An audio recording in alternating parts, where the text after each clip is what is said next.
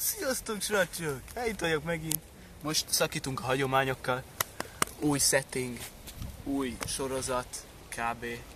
Azt fogjuk most csinálni, hogy szakítunk a challenge-ekkel kicsit, és ez egy gourmet review lesz a valami ismeretlen energiaital fél literes kiadásáról. Amit tudni kell így most hirtelen az, hogy nincs ami jó idő, és jelenleg nincs nagyon bejelentett lakcím, mert na mindegy, ez bonyolult, ez nem videóra tartozik. Itt a szemem. Szóval most kezdjünk is bele szerintem. Ez nem egy kihívás, szóval 1 percem lesz, hogy megízleljem a mintaanyagot. Bontsuk is ki.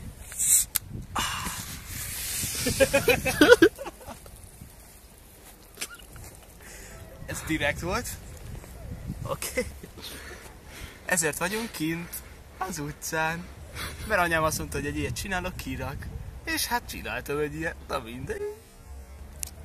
Szóval most 1 percem lesz átadni magam a tökéletes ízvilágnak, és utána véleményt kell nyilvánítanom a termékről, ami nem tudjuk, hogy milyen termék, nem akarunk balhét. Szóval indíthatjuk is szerintem az időzítőt, nem? Jó, mehet.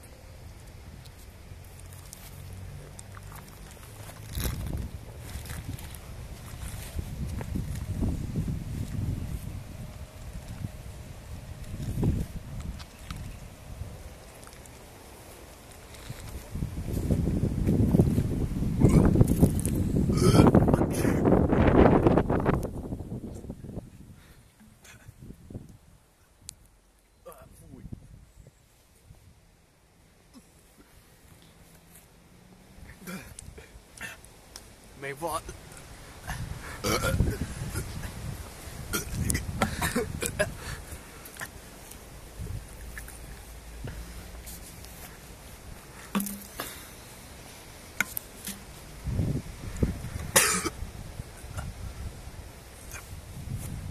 Szóval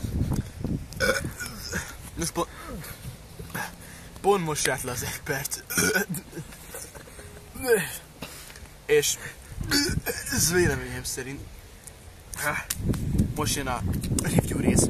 Ez nagyon kifinomult ízvilággal rendelkező kiszerelésből megérte a 170 forintos árát.